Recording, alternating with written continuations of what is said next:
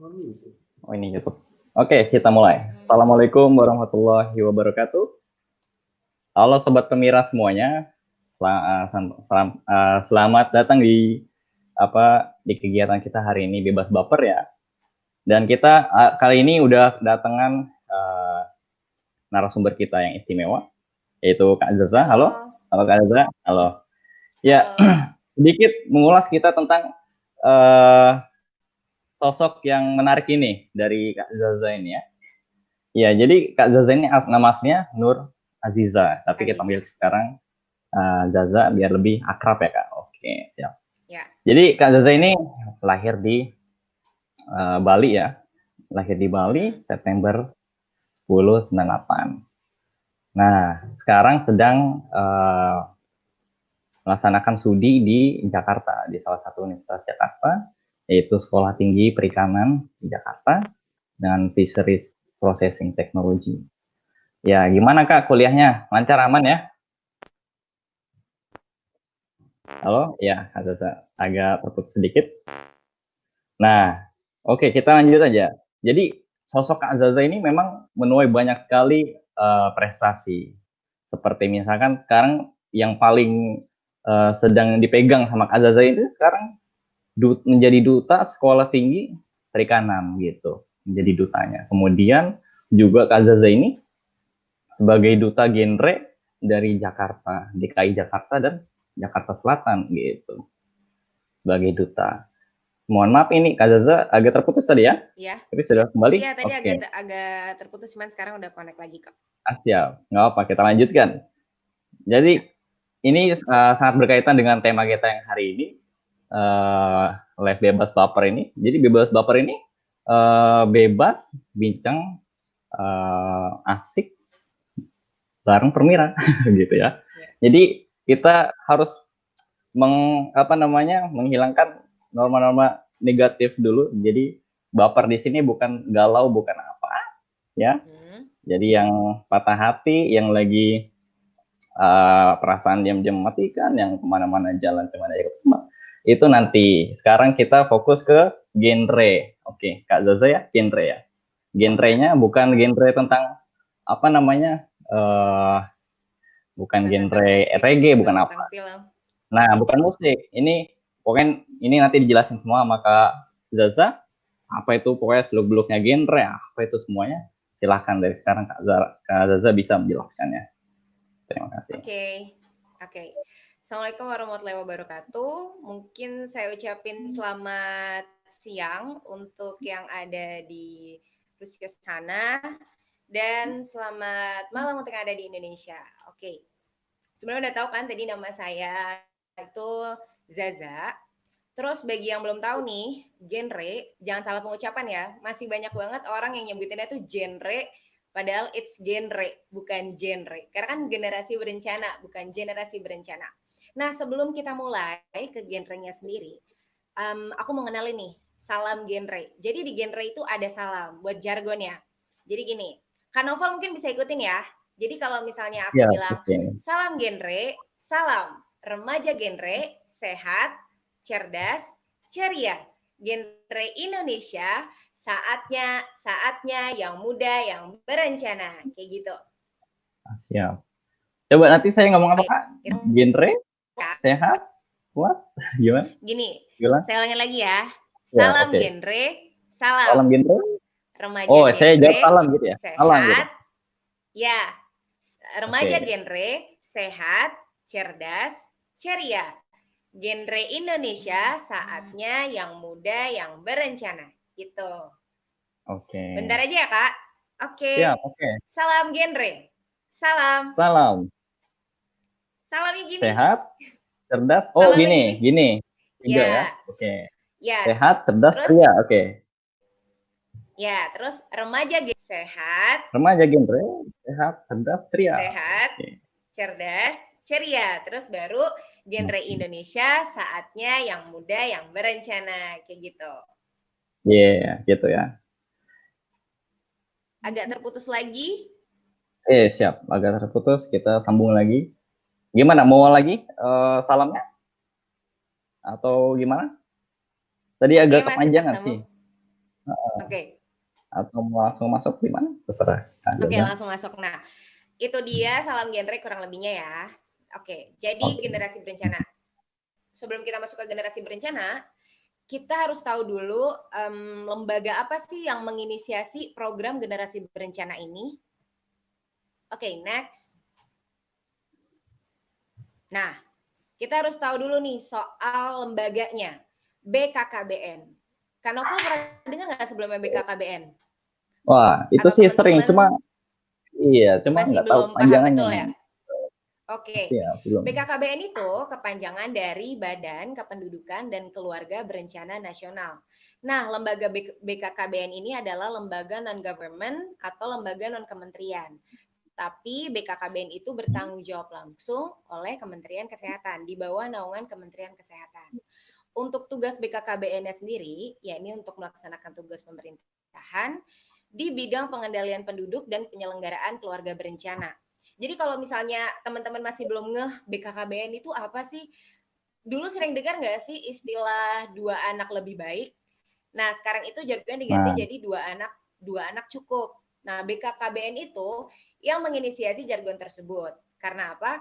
Karena bersangkutan dengan tadi pengendalian penduduk dan penyelenggaraan keluarga berencana. Jadi tugas pokoknya BKKBN itu adalah untuk menurunkan penduduk yang ada di Indonesia. Maksudnya untuk menekan angka pertumbuhan penduduk di Indonesia, lebih ke pengendaliannya. Terus untuk penyelenggaraan keluarga berencana yang nantinya akan ada sangkut pautnya nih sama generasi berencana kayak gitu. Oke, next ya.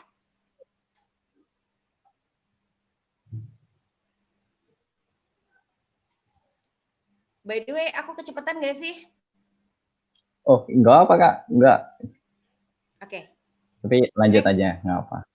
Ya, Next. Belum ya? belum. Oke, sembari nunggu, aku mau nanya nih, Mm-mm. KB itu 2 anak ya? Cukup ya? Ya, Jadi apa sih program-program yang ada di oke. Udah udah ya? next slide ini. Oke, Iya. mungkin nanti Kak Novel bisa nanya di akhir. Ya, nanti bisa Ya, ditanya di akhir gampang. Kita masih ada waktu. oke. Nah, sekarang kita kenalan sama generasi berencananya. Apa sih sebenarnya generasi berencananya sendiri? Kayak tadi, generasi berencana itu merupakan sebuah program yang dibentuk oleh BKKBN. Kenapa sih dibedain sama program keluarga berencana? Karena generasi berencananya ini sasarannya adalah untuk remaja. Jadi dikhususkan untuk remaja. Kenapa remaja? Karena remaja itu adalah aset atau pemangku utama dalam kemajuan bangsa. Remaja juga perlu untuk memiliki perencanaan ke depannya. Makanya dibuat generasi berencana yang dikhususkan untuk remaja. Jadi kalau misalnya fungsi dari generasi berencana ini sendiri yaitu untuk penyiapan kehidupan berkeluarga bagi remaja atau biasa disebut dengan PKBR. Nah, PKBR ini diberikan ke remaja lewat pemahaman PUP, pendewasaan usia perkawinan, yakni 21 tahun untuk wanita dan 25 tahun untuk laki-laki. Nah, kenapa sih harus 21 tahun untuk wanita dan 25 tahun untuk laki-laki?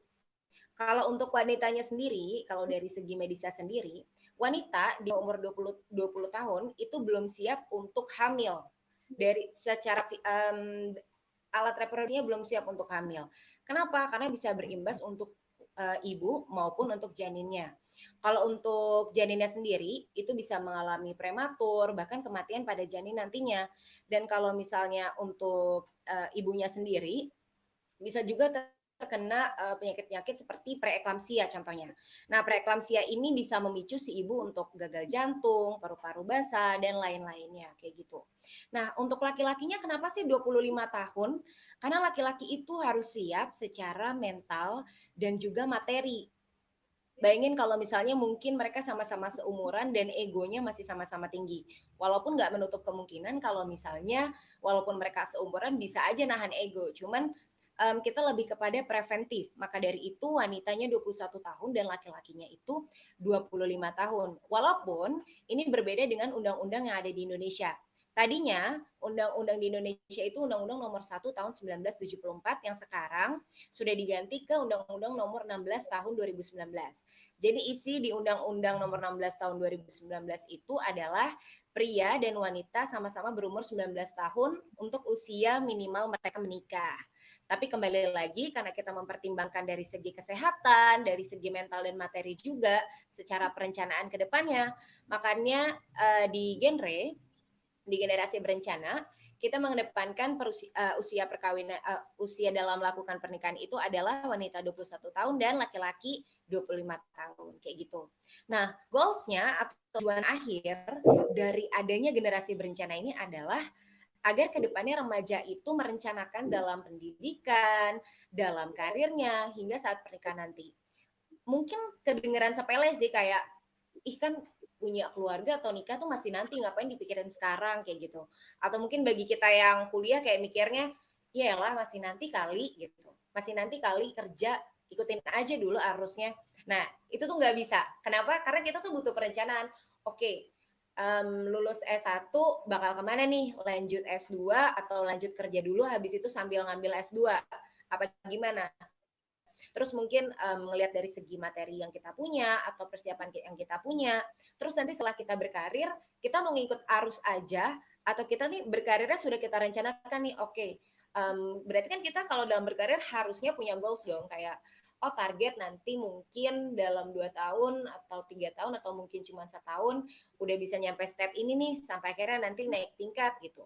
Terus mungkin sembari itu sambil mengumpulkan uang, terus untuk persiapan untuk kita pernikahan kayak gitu. Jadi semuanya harus ada perencanaan. Itu goals dari generasi berencana. Oke, next. Oke. Nah, kita juga harus tahu isi atau pokok dari genre yang biasa disebut kalau di genre itu 4 substansi genre. Yang pertama itu ada kependudukan dan pembangunan keluarga. Yang kedua ada kesehatan reproduksi remaja. Yang ketiga ada keterampilan hidup atau life skill. Dan yang keempat ada penyiapan kehidupan berkeluarga. Nah, kita bahas yang pertama nih, soal kependudukan dan pembangunan keluarga. Sesuai sama BKKBN tadi, soal pengendalian penduduk dan penyelenggaraan keluarga berencana, di genre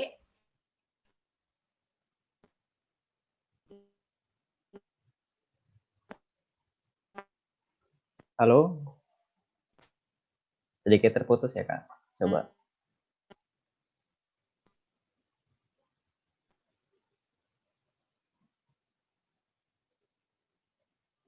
Halo Kak Zaza, ini mohon jangan di-mute dulu. Oke, ini kakaknya kepencet ya. ya ke-mute sendiri. Iya ke-mute sendiri. Jadi, siap, oke. Tadi sampai yang ke pertama tuh, apa namanya, poin pertama. Oke, putus-putus lagi nih. Tapi nggak apa-apa.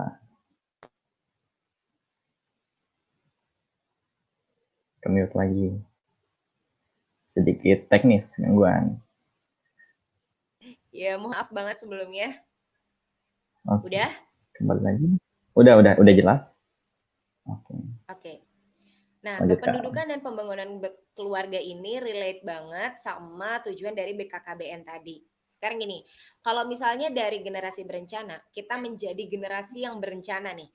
Kita merencanakan dari segi pendidikan tadi, karir hingga pernikahan kita, bahkan untuk memiliki anak pun kita merencanakan dua itu cukup karena di Indonesia kita tahu membludak banget, Indonesia menempati urutan ketiga untuk negara terbanyak jumlah penduduknya.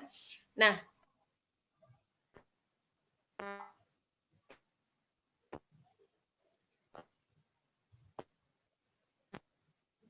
Halo. Salam genre. Salam genre, agak sedikit terputus Kak Zaza.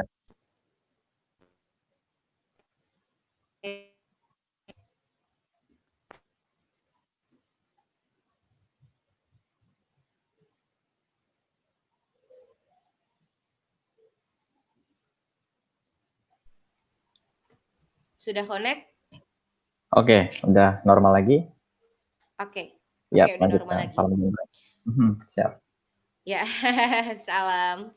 Nah, jadi untuk kita udah harus sadar kalau misalnya perencanaan buat diri kita sendiri itu impact-nya gede banget, bahkan sampai ke pendudukan dan ke pembangunan keluarga itu sendiri. Impact-nya tuh kita tuh udah ngomongin cakupannya tuh luas, Indonesia gitu. Bayangin kalau misalnya semua orang berpikiran kayak ah nggak apa-apa, cuman cuman saya doang kok ibaratnya yang nikah muda gitu, cuman saya doang kok yang ibaratnya punya anak lebih gitu dari dua atau pengen punya anak banyak. Bayangin kalau semua orang berpikir kayak gitu, maksudnya semua orang tuh nggak sepeduli itu sama impact kedepannya untuk bangsa kita. Pasti kependudukan itu akan meledak dan pembangunan keluarga itu nggak akan terjadi. Kenapa? Karena kayak ya udah sesuai kemauan sendiri aja dan tanpa perencanaan kayak gitu. Lalu yang kedua ada kesehatan reproduksi remaja. Nah, ini dia yang paling dititik beratin. Di Indonesia, seperti yang kita tahu deh, sex education atau bahkan pengetahuan soal reproduksi, walaupun udah diajarin di sekolah, tapi kalau secara gamblangnya sendiri itu masih tabu banget di Indonesia. Misalnya nih, Kanoval. Kanoval tuh masih tabu nggak sih kalau ngomongin soal edukasi tentang seks sama orang tua? Atau Wah, itu sama adik sangat atau sama sangat kakak, jarang sekali. Sama keluarga jarang tuh kan? jarang sekali. Sama Nah, teman-teman kayak misalnya biasanya. ke mamah gitu misalnya, "Mah kalau aku nikah muda alat reproduksiku gimana ya?" Itu kan masih jarang banget dan masih tabu Nah, banget, bahkan aku sendiri secara pribadi kayak masih ada rasa nggak enak gitu kalau ngomongin itu. Sometimes kalau kita ngomong nah, sama temen kita pun, misalnya temen kita yang lain ngedengerin gitu kita lagi ngomongin kayak, iya, misalnya, iya nih kayaknya kalau misalnya kita melakukan hubungan seksual sebelum umur 20 kayaknya bakal sakit deh alat reproduksinya atau gimana. Itu kan kalau orang dengar tuh kayak masih, ih ngomongin apaan tuh gitu kan, masih tabu gitu. Nah itu mm-mm, dia, kesehatan iya. reproduksi remaja itu sangat ditekankan apalagi edukasinya. Makanya di genre itu banyak banget pengetahuan tentang kesehatan reproduksi remaja juga. Nah, terus yang ketiga, ada keterampilan hidup atau life skill. Sejatinya untuk menjadi generasi yang berencana, kita nggak selalu fokus sama satu hal kayak akademis aja. Kita juga harus punya life skill, kayak contohnya memasak, melukis, atau permesinan misalnya. Terus kayak misalnya public speaking, bahkan kemampuan kita dalam berorganisasi, itu juga jadi salah satu life skill, kayak gitu. Karena apa? Kedepannya pun kalau misalnya ketika kita bekerja, kita nggak melulu apa ya? Contoh ya ada nggak menyalahkan orang yang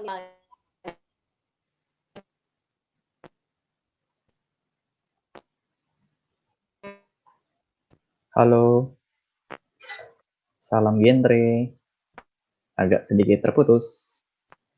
Nggak apa-apa. Kita tunggu dulu.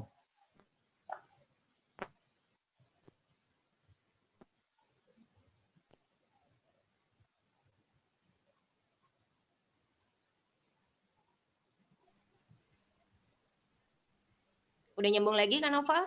Oke, udah nyambung lagi. Lanjutkan, Kak. Oke. Ya, tadi masih tentang keterampilan hidup atau life skill. Karena banyak juga perusahaan-perusahaan atau lapangan pekerjaan itu yang mengedepankan keterampilan apa sih yang dipunya gitu sama si orang tersebut gitu. Dan apa ya, itu bakal jadi nilai plus kita sendiri, kemampuan kita dalam berbahasa asing, bahasa lain selain bahasa yang bahasa kita sehari-hari, itu juga termasuk keterampilan hidup atau life skill kayak gitu. Jadi menjanjikan juga untuk diri kita dan tentunya bermanfaat juga untuk orang lain. Atau sering dengar nggak sih hobi yang bisa menghasilkan uang untuk diri kita? Hobi itu kan kesukaan dan itu juga salah satu life skill atau keterampilan hidup. Nah, bahkan keterampilan hidup itu bisa bisa memberikan impact kayak penghasilan penghasilan gitu untuk diri kita sendiri. Dan tentunya kan pasti bermanfaat buat orang lain gitu. Terus yang terakhir ada penyiapan kehidupan berkeluarga. Nah,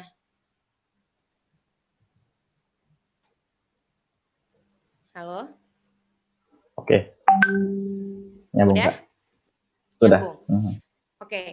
Nah, kayak penyiapan kehidupan berkeluarga. Nah, ini juga jadi tujuan utama dari genre tadi. Penyiapan kehidupan keluarga. Kita udah harus paham betul nih.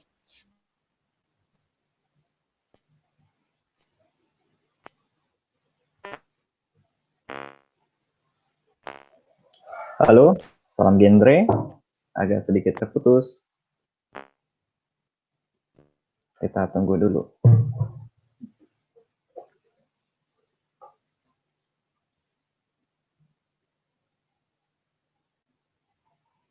Halo. Oke, sambung lagi. Oke, Silakan Kak Zaza, nyambung lagi. lanjutkan. Nah, ya, untuk penyiapan kehidupan berkeluarga, kita udah harus benar-benar merencanakan nih. Kita nantinya akan berkeluarga tuh kayak gimana. Kita misalnya udah harus tahu nih, oh budget pernikahan segini, budget gedung segini, budget catering segini. Nggak cuman kayak, ah udah mau nikah aja gitu, udah pacaran lama. Justru udah harus merencanakan nih.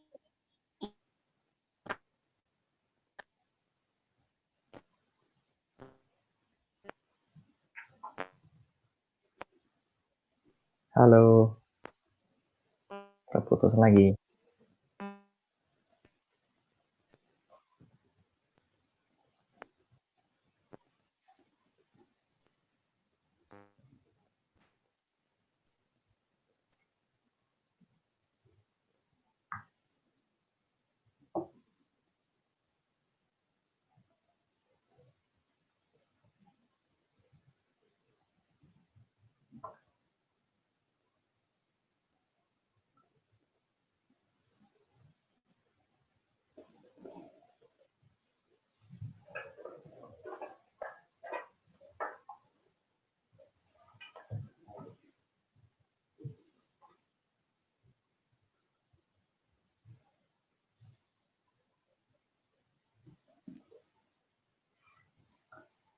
Oke, lumayan lama terputusnya.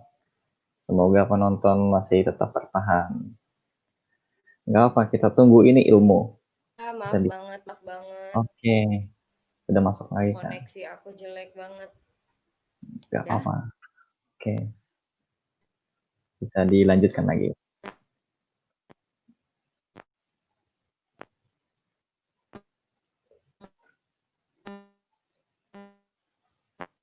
Masih putus-putus lagi.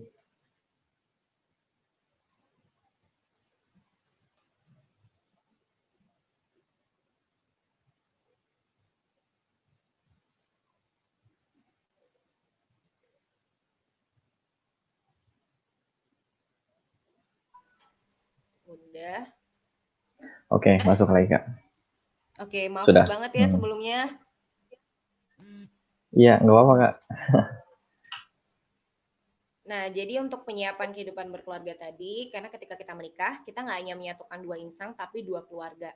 Dan nantinya kayak secara materi pun udah bersatu kan, nggak kayak misah-misah uang aku, uang kamu, tapi udah harus fokus buat pembayaran bareng-bareng, kayak misal dari rumah, listrik, air, kayak gitu. Makanya harus benar-benar direncanakan, karena hal kecil kayak gitu, itu bisa jadi pemicu buat berantem, apalagi pasangan-pasangan muda yang egonya masih tinggi-tinggi, kayak gitu.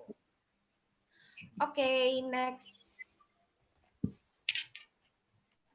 Nah, terus kita harus kenalan juga nih sama ancaman pada remaja.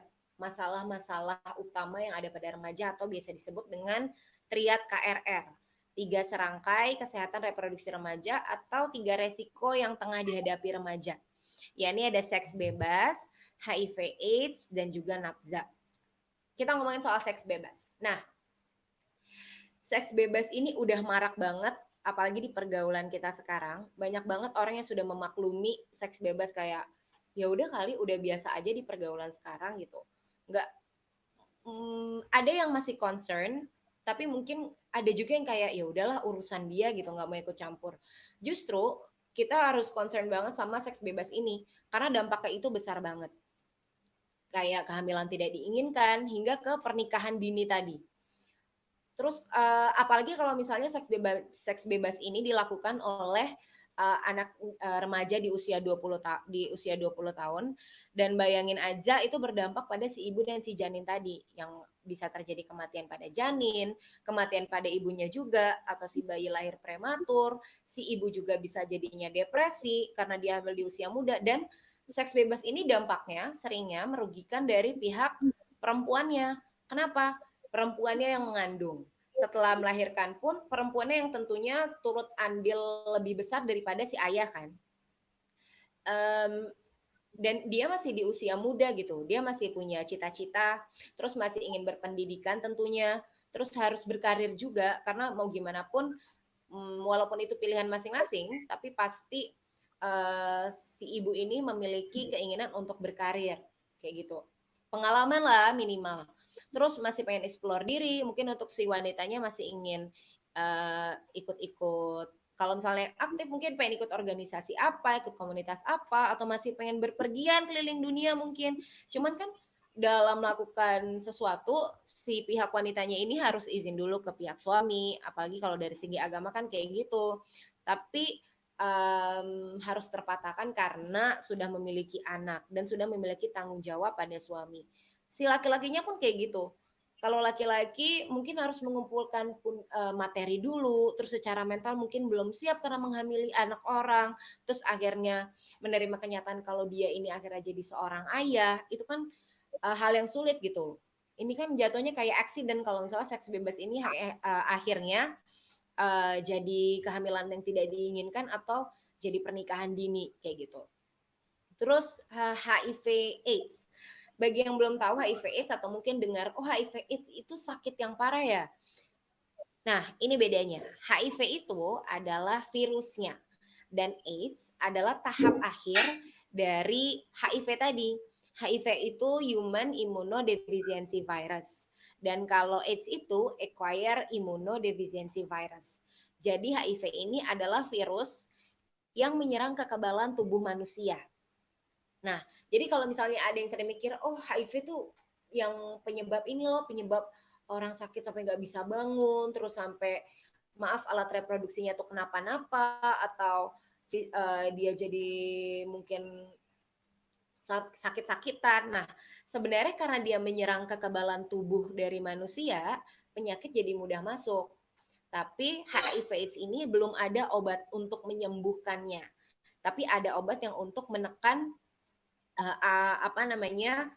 dampak dari HIV tadi. Maksudnya agar penyakit-penyakit tidak mudah masuk ke tubuh si orang yang terkena HIV AIDS seperti itu.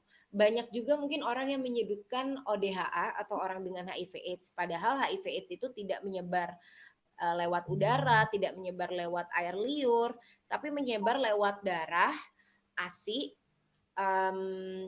sperma, dan juga cairan lubrikasi pada wanita. Jadi kalau misalnya mungkin kita punya orang terdekat yang terkena HIV/AIDS, harusnya kita rangkul dan nggak kita sudutkan seperti itu. Karena seperti tadi HIV/AIDS itu nggak sembarang dapat menular kayak gitu. Nah, di sini nih HIV/AIDS ini kenapa jadi ancaman untuk remaja? Karena dari seks bebas tadi akan dengan mudah menularkan HIV/AIDS karena HIV/AIDS tadi dapat menular dari sperma dan cairan lubrikasi tadi.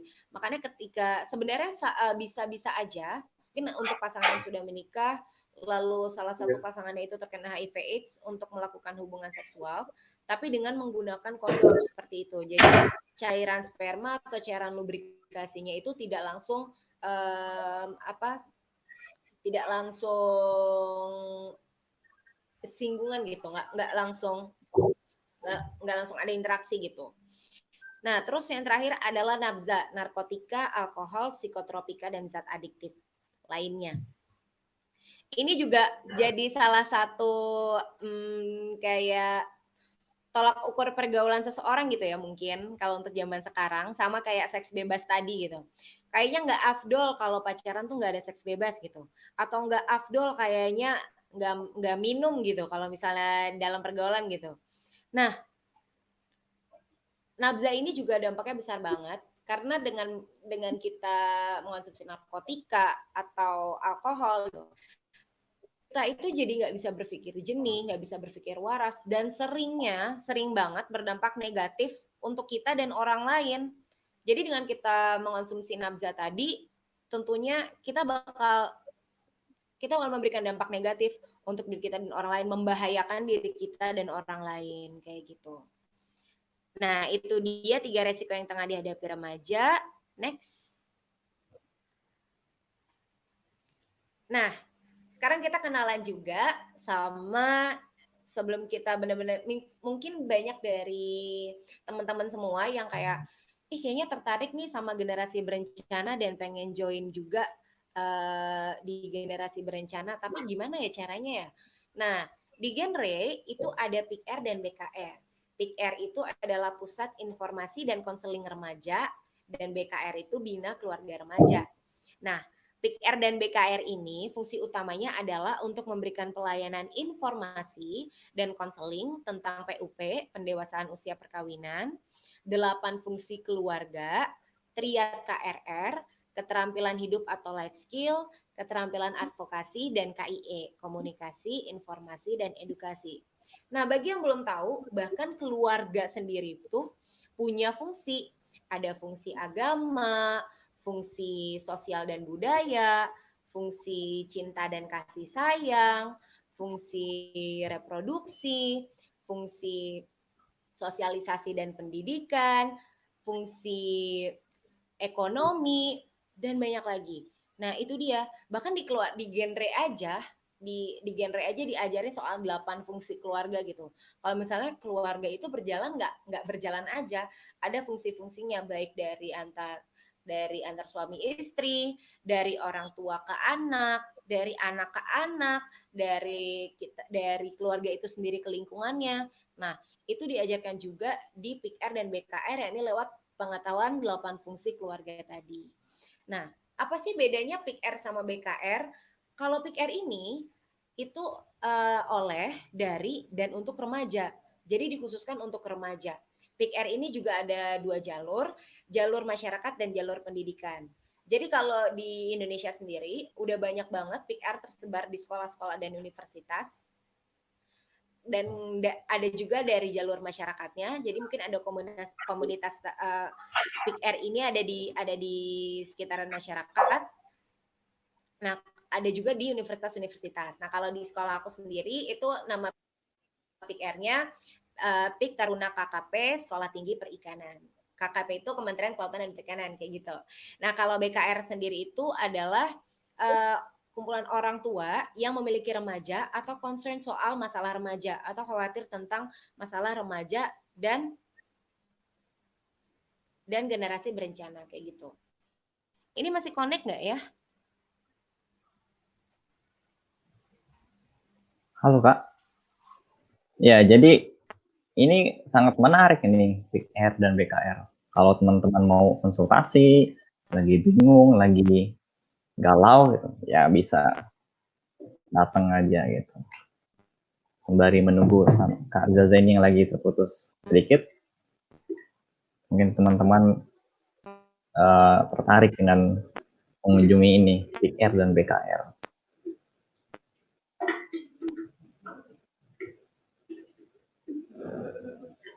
Dan lagi pula pun PIKR dan BKR, coba nanti kita tanyakan sama Kak Zaza apakah kalau kita sekedar konsultasi, sekedar curhat, kalau kita lagi bingung gitu, apakah gratis gitu ya? Coba kita tanyakan.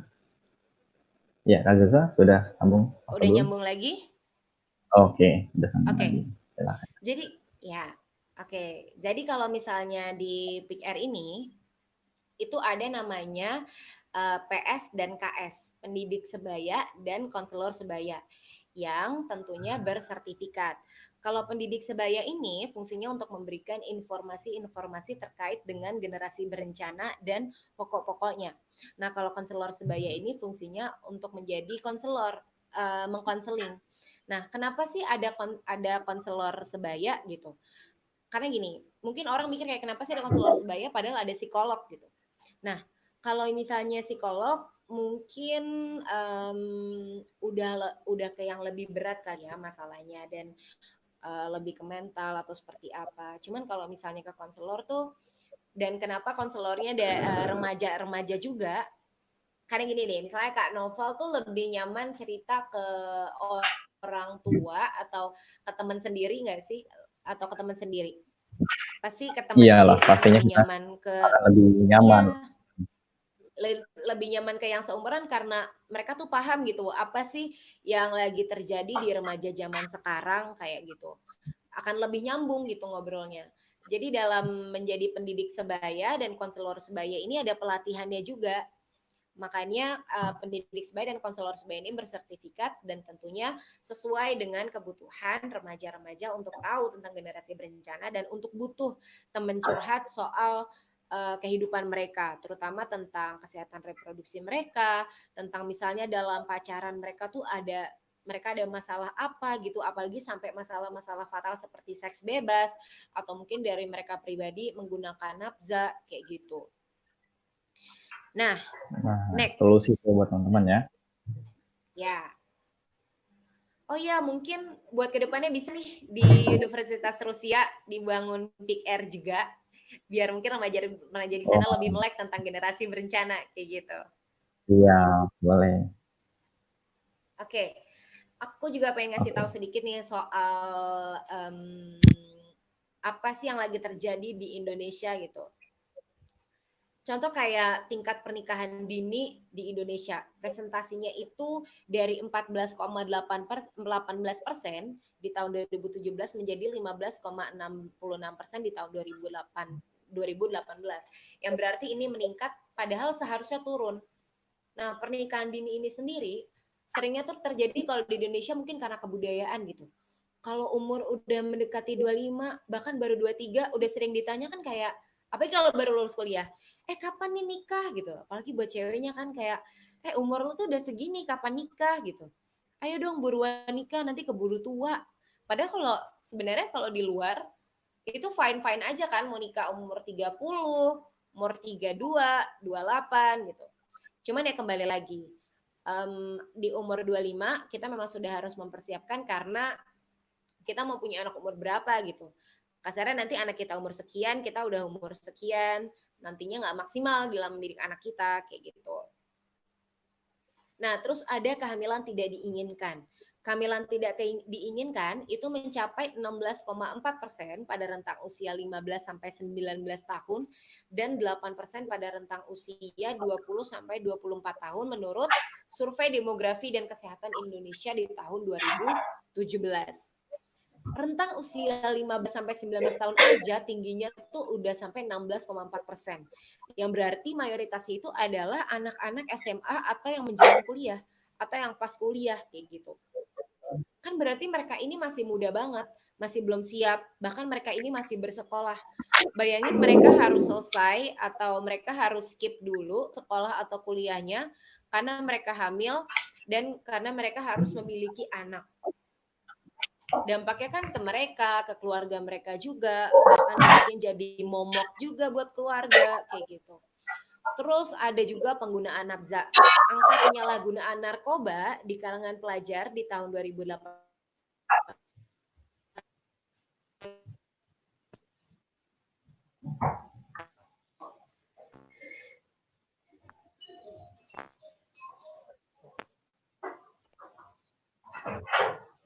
Halo, Kak Zaza, salam genre.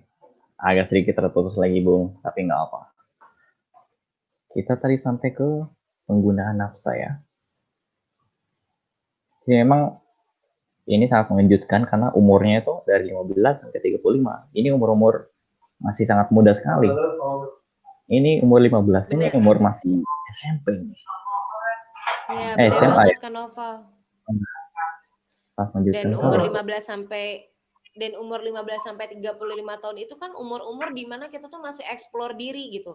Masih mencari jati diri, masih mencari-cari kita tuh nantinya harus kemana, mau jadi apa, mau bagaimana, kayak gitu. Oke, next. Oke. Nah, bagi yang belum tahu, pada tahun 2020 sampai 2035 mendatang, kita bakal kedapatan bonus demografi yang nantinya akan menyongsong Indonesia Emas di tahun 2045. Apa sih bonus demografi itu? Bonus demografi merupakan kondisi saat struktur penduduk didominasi oleh kalangan usia produktif, yakni usia 15 sampai usia 64 tahun. Jadi nanti di tahun 2020 sampai 2035 usia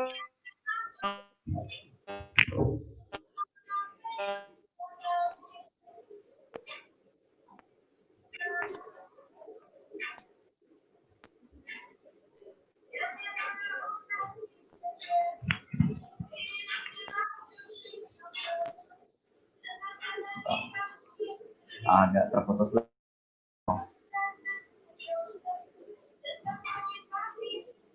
Oh, sekarang memang pembahasan tentang bonus demografi ini sangat menarik sekali karena di Rusia ini kita mengalami yang namanya krisis demografi kalau di Rusia ini. Namun kalau di Indonesia kita lihat kita akan menghadapi yang namanya bonus demografi. Sembari menunggu Kak Zaza yang lagi terputus, aku mau jelasin sedikit tentang yang demografi di Rusia ini. Kemarin sedikit Pak Putin itu pas lagi press konferensi, beliau beberapa kali menjelaskan tentang keadaan Rusia ini yang memang akan mengalami krisis demografi, di mana angka kelahirannya sedikit, yang nggak seimbang sama angka kematiannya, gitu.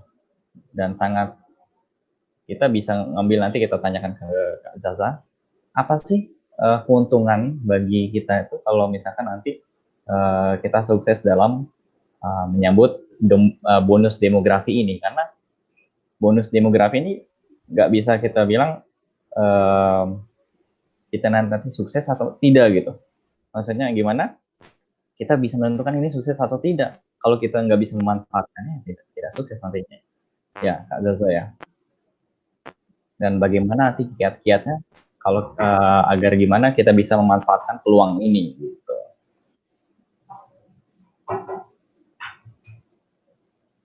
Karena di Rusia sendiri pun karena krisis demografi, jadinya untuk anak pertama itu diberikan tunjangan. Untuk anak kedua itu saya kurang tahu, tapi kalau ada dari keluarga yang misalkan mereka punya anak lebih dari 2 ya, 3, 4, atau 5 bahkan, itu pemerintah langsung membayari gitu. Jadi apartemennya dikasih, maksudnya dibiayai, kemudian uang bulanannya, tunjangan untuk kebutuhan hidup juga dikasih gitu. Jadi ini di Rusia dan terutama di negara-negara Eropa ini difasilitasi karena mereka memang menghadapi krisis demografi gitu. Jadi sedikit di mereka yang ingin menambah keturunan gitu. Sangat berbeda di kita ya. Kalau di kita malah semakin banyak gitu. Udah connect lagi kan, Novel? Oke, sudah masuk lagi. Silakan Kak Zaza disambut. Oke.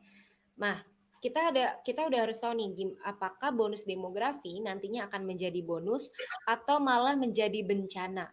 Kalau misalnya sumber daya manusia yang ada di Indonesia itu tidak benar-benar dirancang dengan baik agar menjadi sumber daya yang berkualitas kayak gitu. Jadi sebelum menjelang bonus demografi tadi, kita harus melakukan persiapan, yakni dari kualitas penduduknya, lapangan kerja yang berkualitas, tabungan keluarga, program keluarga berencana, dan perempuan yang masuk pasar kerja. Jadi yang tadinya pekerjaan-pekerjaan yang didominasi oleh laki-laki, sekarang dari pihak perempuannya juga akhirnya memasuki pasar kerja tersebut. Nah, perlu diketahui juga, bonus demografi ini terjadi hanya sekali dalam sejarah sebuah bangsa. Nah, sebelum terjadi demografi, didahului oleh transisi nih. Masih connect? Iya Kak, tenang aja, santai. Masih sambung. Oh, ya malah putus lagi.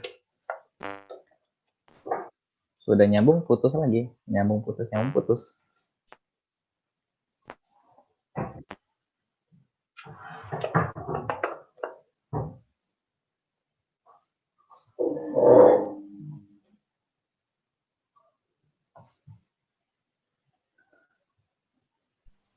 Nah, jadi Udah memang nyambung lagi kan, Noval? tadi udah nyambung lagi. Nah, ada juga transisi demografi. Jadi sebelum terjadinya bonus demografi didahului oleh transisi demografi. Yang pertama adalah turunnya angka kelahiran dan angka kematian. Dan yang kedua adalah proporsi penduduk usia angkatan kerja itu mulai meningkat. Nah, kita juga lihat dari jendela peluang proyeksinya. Terjadi selama 10 tahun, yakni 2020 sampai 2030 dengan angka ketergantungan sebesar 44% 100. Berubah menjadi 4 tahun, yakni 2028 sampai 2031. Karena tingkat fertilitas stagnan. Jadi angka ketergantungannya 47/100. Bonus demografi ini akan gagal bila tingkat kelahiran belum dapat diturunkan dan prasyarat bersiap tidak terpenuhi. Nah, makanya BKKBN itu sangat menginisiasi tentang pengendalian penduduk dan keluarga berencana untuk menurunkan tingkat kelahiran juga dan untuk menekan angka kependudukan di Indonesia. Terus perencanaan yang diajarkan oleh generasi berencana dan BKKBN tadi adalah agar sumber daya manusia di Indonesia itu bersiap untuk menghadapi bonus demografi.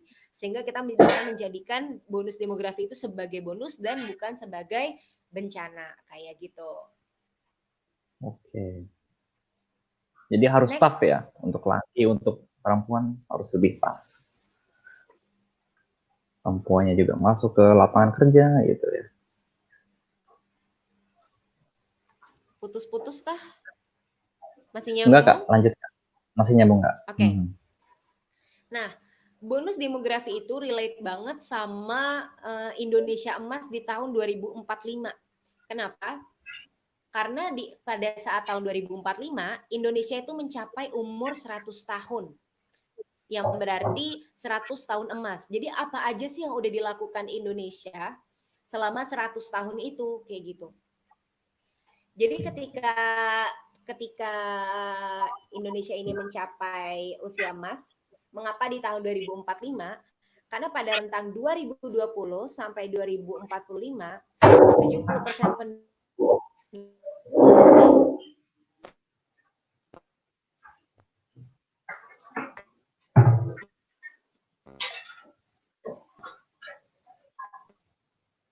Halo Kak Zaza. Halo. Suaranya udah connect lagi? Udah connect lagi. Tadi agak mati suaranya. Wah.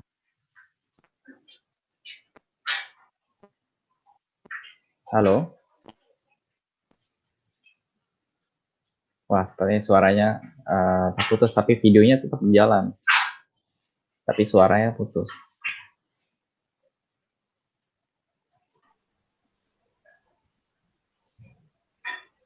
Tes, coba lanjutkan Kak Zaza. Tes. Ya, udah kedengeran? Oke, udah kedengeran lagi. Lanjutkan. Oke.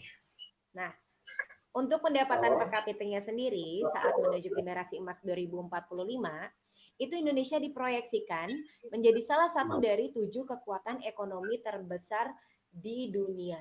Kayak gitu.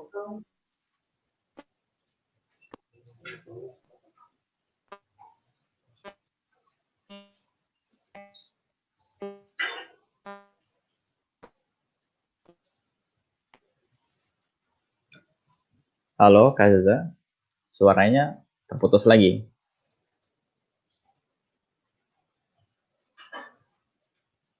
Ya, videonya masih jalan lagi, tapi suaranya ke unmute ya. Ke unmute maksudnya. Itu bisa di...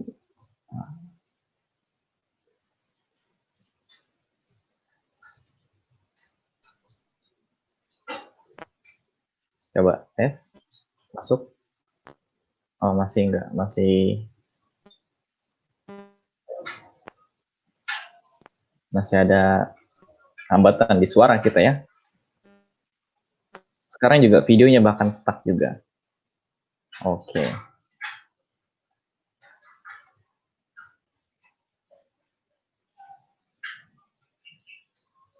Masih belum. Ya, masih. Suaranya masih. Oke, udah bisa? Sekarang udah masuk.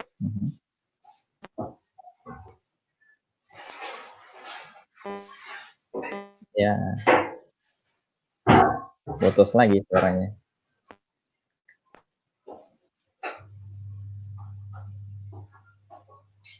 Belum, suaranya belum masuk.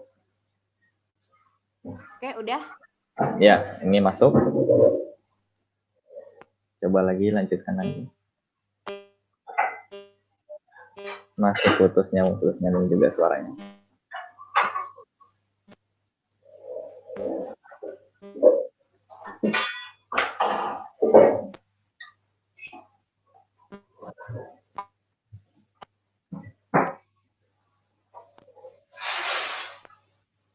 Halo, Kak, suaranya putus.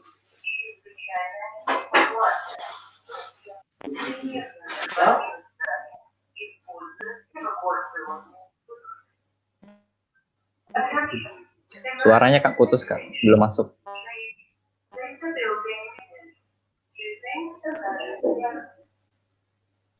Iya. Halo.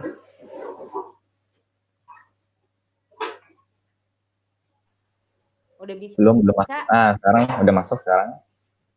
Coba Tadi dilanjutkan terputusnya lagi. sampai mana? Sampai dari awal tadi kita.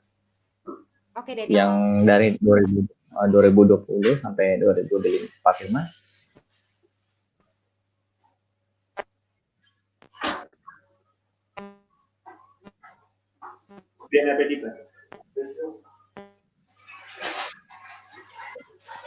Halo, suaranya masih putus juga.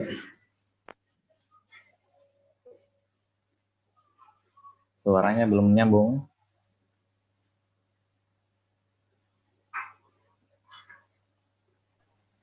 Udah nyambung lagi, putus-putus kita Sekarang udah nyambung lagi. Ya ampun. Putus nyambung. Nah, apa sekarang nyambung? Aduh, ternyata memang masih nggak bisa juga.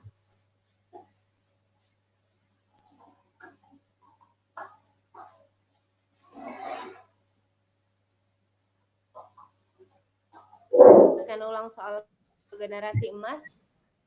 Oke, masuk nih. Oh.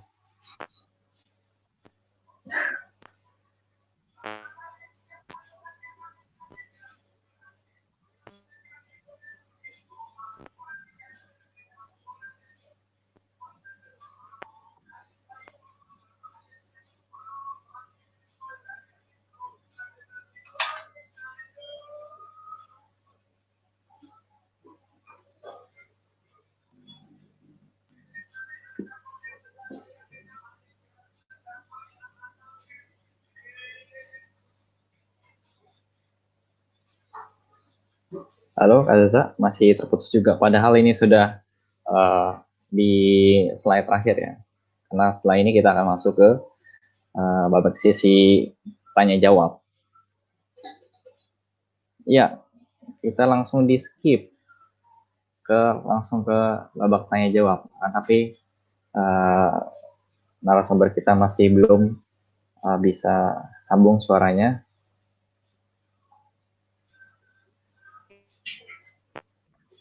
Bagaimana, Kak? Sudah siap?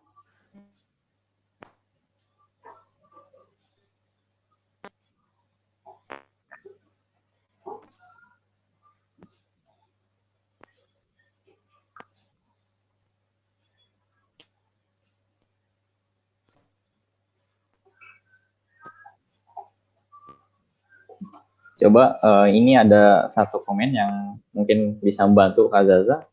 Mungkin suaranya saja, tapi videonya ya bisa di stop, tapi yang penting suaranya masuk begitu Kak. Apakah bisa seperti itu? Mungkin dari teknis. Sekarang udah connect? Sekarang udah connect. Oke. Oke, mohon maaf sebelumnya ya. Ini putus-putus yang paling parah. Iya, nggak apa-apa. Terakhir ini. Oke, tadi soal generasi emasnya sudah dijelaskan.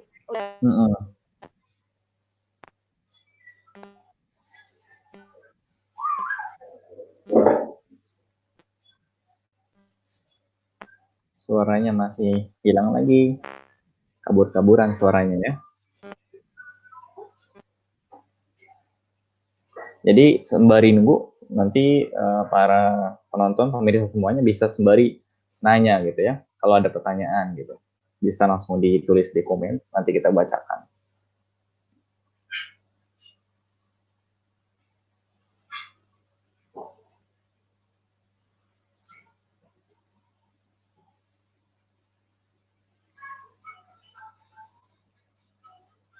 Oke, jadi mungkin nanti bisa Kak Zaza menyusul saja untuk penjelasan-penjelasan yang tadi nggak sempat dijelasin kayak di slide terakhir tuh.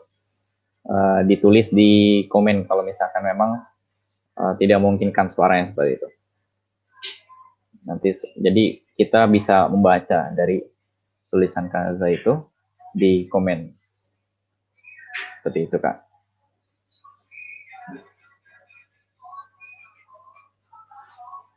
Bagaimana? Kak Zaza sudah mendengarnya?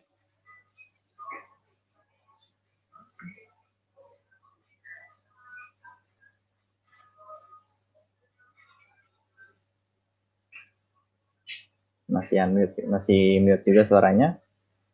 Ya, jadi memang program-program yang dijelaskan oleh Kak Zaza ini adalah penawaran solusi dari pemerintah untuk menyimbangi populasi kita yang sekarang semakin membludak ini. Jadi ini hanya tawaran solusi. Adapun bagi teman-teman yang memang mempunyai beda pikiran gitu, ya silahkan gitu. Ini hanya sebuah tawaran, tidak diwajibkan seperti itu ya Kak. Mohon kalau salah diluruskan.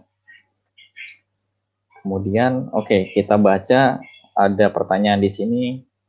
Di kalangan masyarakat masih saja Udah connect lagi kan? ada yang Udah mengatakan, connect, oh iya sekarang sudah masuk Kak. Bagaimana kalau kita mulai saja langsung alhamdulillah. tanya jawab Kak? Ya. Karena ini udah banyak yang pengen nanya nih. Pertama dari Az-Zuhri Kadrawi Aziz, pertanyaannya, di kalangan masyarakat masih ada saja yang mengatakan lebih baik menikah muda daripada terjerumus perzinahan. Nah, bagaimana peran dan pendapat Kakak sebagai duta genre yang dalam menghadapi hal ini? Seperti itu Kak. Jadi memang untuk menghindari kecelakaan begitu Kak. Oke. Bagaimana Kak? Ya, jadi gini. Seperti yang sempat aku singgung tadi, jadi di Indonesia itu masih sering banget ada kebudayaan yang kayak kebudayaan di Indonesia itu mungkin karena mayoritasnya Islam juga.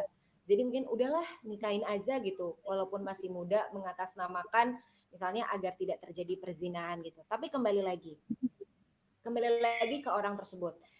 Makanya di genre itu sangat ditekankan tentang edukasi mengenai seks, tentang kesehatan reproduksi remaja, agar remaja-remaja khususnya di Indonesia itu paham betul apa sih dampak dari pernikahan dini. Karena itu kan jatuhnya pernikahan dini gitu. Walaupun mungkin kita jatuh menghindari zina, kenapa nggak skip dulu pacarannya biar tidak terjadi zina gitu. Walaupun mungkin susah, cuman kita juga harus memahami dari segi medisnya, dari segi kesehatan reproduksi remaja, dari segi kesehatan reproduksi kita sendiri, kedepannya tuh impactnya bakal seperti apa, terutama untuk si ibu dan si janinnya nanti.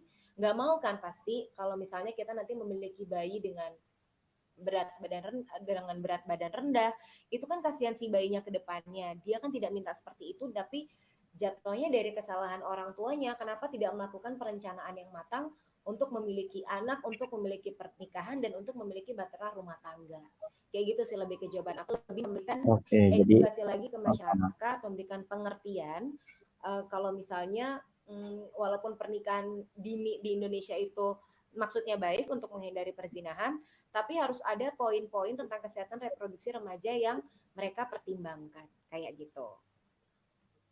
Oke, terima kasih Kak atas jawabannya. Jadi lebih ke mengontrol diri begitu ya Kak.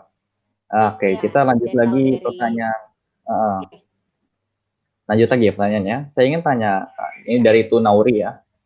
Saya ingin tanya Kak, tantangan terbesar mewujudkan generasi berencana ini kira-kira apa ya? Jadi tantangannya apa? Dan apa yang bisa kita lakukan sebagai mahasiswa? Terima kasih Kak Zaza. Jadi yang bisa dilakukan oleh individu Kak, mahasiswa di sini dalam konteks. Bagaimana Kak? Yang pertama mungkin ketantangan terbesarnya. Tantangannya itu lebih karena kebudayaan di Indonesia dan kayak tadi, masalah tabu.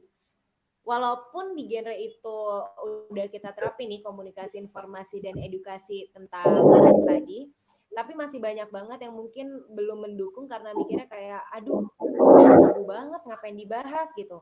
Atau enggak tentang perencanaan keluarga, itu kan masih nanti, ngapain dipikirin sih, nanti kita malah pusing sendiri, mikirin tentang pekerjaan, mikirin tentang keluarga, padahal itu mungkin masih 5-10 tahun mendatang. karena masih lama, kita harus merencanakannya dari sekarang agar nanti setelah kita sudah berkarir, setelah kita sudah berkeluarga, semua itu sudah matang dan kita nggak keteteran kayak gitu.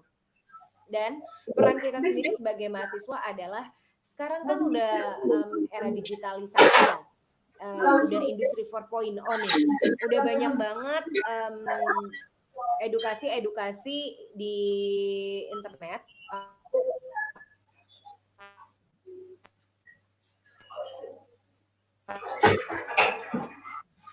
Halo, Kak Zaza, suaranya terputus lagi.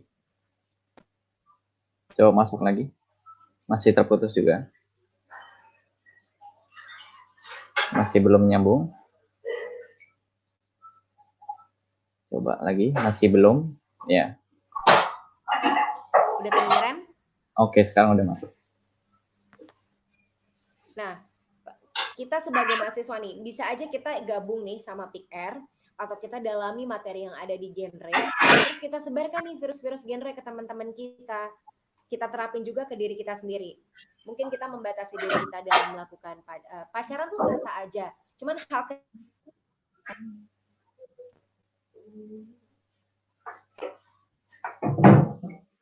Ya, ternyata suaranya terputus lagi, Kak. Suaranya masih terputus dan waktu terus berjalan. Ya, coba dites lagi.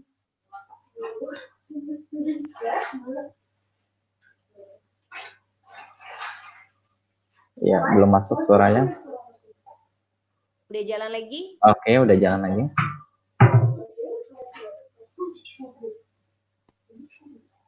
Oke. Ternyata masih saja. Belum sambung suaranya juga. Putus lagi.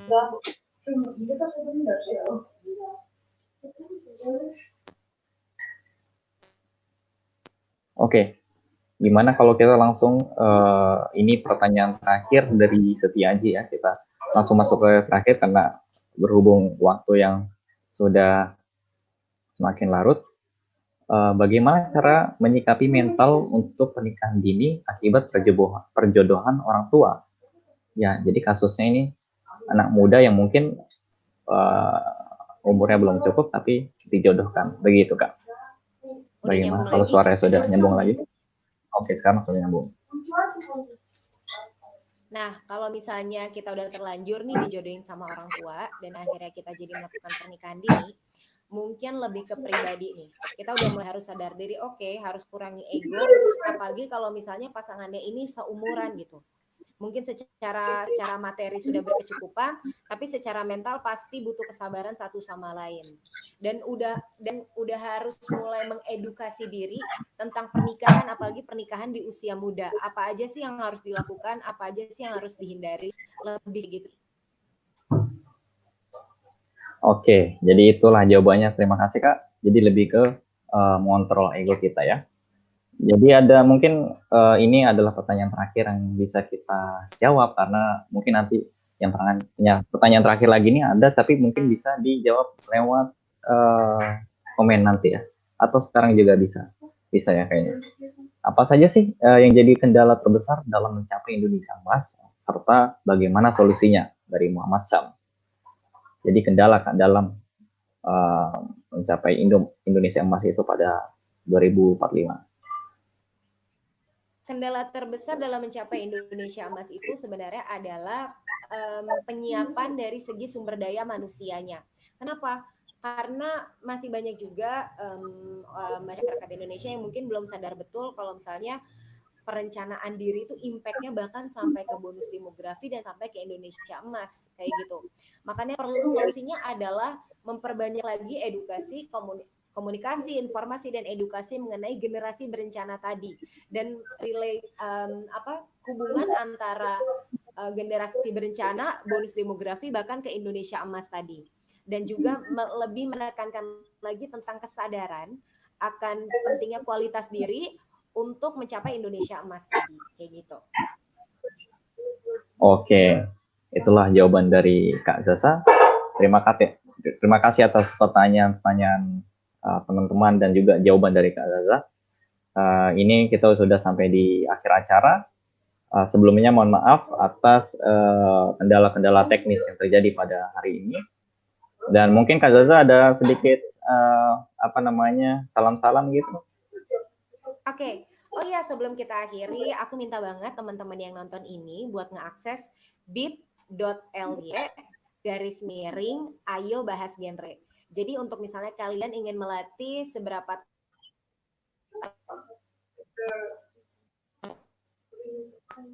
Oke, suaranya terputus.